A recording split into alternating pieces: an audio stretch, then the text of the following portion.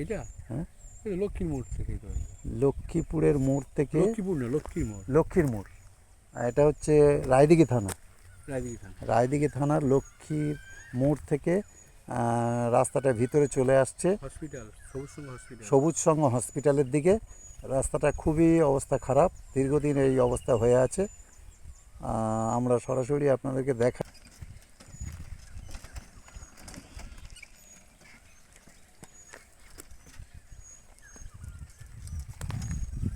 এই রাস্তায় কি প্রতিদিন যাওয়া হয়?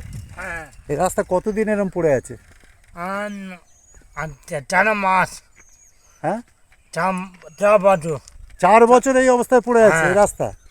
রাস্তা পঞ্চায়েত থেকে করছে না? না, হয়নি। হয় না। বর্ষাকালে কিরকম অবস্থা হয়? বর্ষাকালে বলুন, জল। জল উঠে যায়। যেতে যেতে যেতে অসুবিধা হয়? হ্যাঁ, তাই আপনি কি এই যে আপনারা যে মালপত্র নিয়ে যাচ্ছেন, হ্যাঁ। তা আপনাদের তো প্রচন্ড কষ্ট হচ্ছে। খুব কষ্ট হয়, হ্যাঁ, মালপত্র ক্ষতি হয় তো? মানে ক্ষতি হয়। এ তো নিয়ে যেতে যেতে অর্ধেক ভেঙে যাবে। না, হ্যাঁ, তারপর ধরুন গ্রামের মধ্যে কেউ পয়তি মানুষ বা কিছু হ্যাঁ। হলে তাকে নিয়ে যেতে হসপিটালে নিয়ে যেতে যেতে অসুবিধা পড়ে যাবে। মনে যাবে, হ্যাঁ, মনে যায়। তাই হ্যাঁ, আমি উঠে গেলে নিয়ে যায়, মনে যায়। 4 বছর ধরে এরকম চলছে রাস্তা। হ্যাঁ, দমকল আছে। হ্যাঁ, আরে কি হাল দমকল, আগে ভিডিও পা হ্যাঁ, এবার খালা পুরো খালা।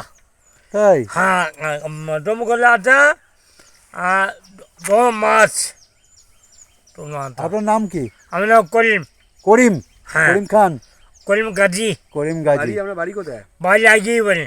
এখানেই বাড়ি রায়দিঘি? বলে ভাই? হ্যাঁ। এখানে আসতে হয় মাঝে মাঝে? হ্যাঁ, রায়দিঘির কোথায়? আগে ভানুকে গ্যারেজ।